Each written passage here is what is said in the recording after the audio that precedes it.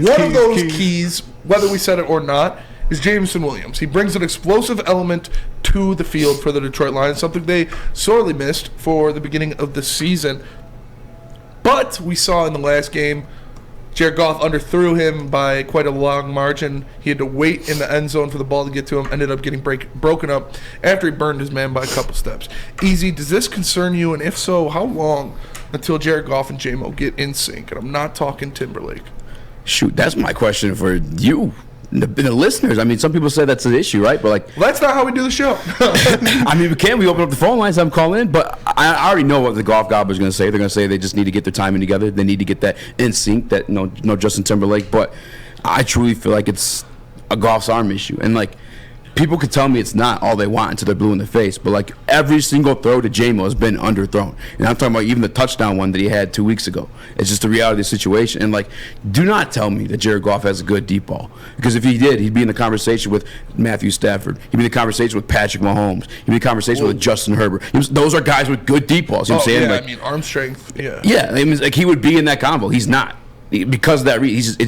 It's long story and documented that he just struggles with the deep ball. It really is. I mean, right away when the trade happened, Michael Brockers, oddly enough, his teammate had apologized for the statement, but he's like, you finally got a good quarterback and make the big time throws. Like Aaron Donald said it too. The very first time Matthew Stafford hit the field, like it's just the reality of the situation. Like Jared Goff struggles with the deep ball.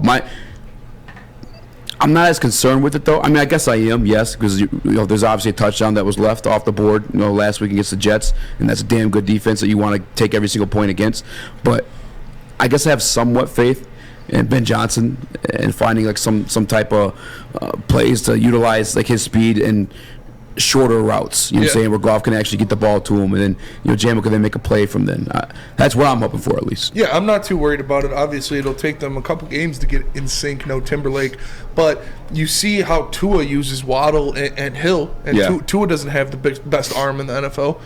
Tua doesn't have the greatest deep ball in the NFL. So if he's able to utilize them, I'm not worried about how Goff will be able to utilize Jameson Williams. Like you said, I have faith in Ben Johnson and him to be able to scheme open routes for J-Mo, him to be able to get him in space to utilize his speed and explosiveness with the ball in his hands.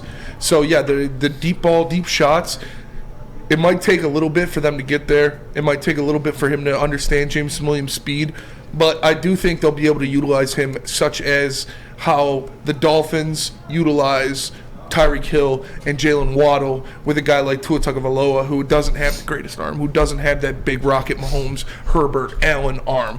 But they still get the ball out to those guys and get them in space and allow them to use those weapons that they have to be dangerous on the field. So I'm not worried about it as much. I did think, that was one thing that we talked about, is the deep shots, might not be the greatest option, because can he get him out there? Will he be reliable? Blah, blah, blah. Yeah. But I'm not worried about if that's going to...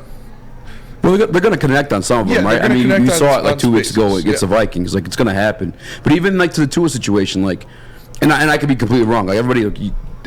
Jamie, you pull it up. If anybody wants to look this up, but like before Tyreek Hill got there, how many deep balls was he actually throwing to Jalen Waddle before then? And I feel like, just like Brandon always says in the group text, a lot of having those, having like those two elite wide receivers open up options for each other, which, I mean, he has Amon-Ra St. Brown, and we will see as time goes on. They've only played 3 games together.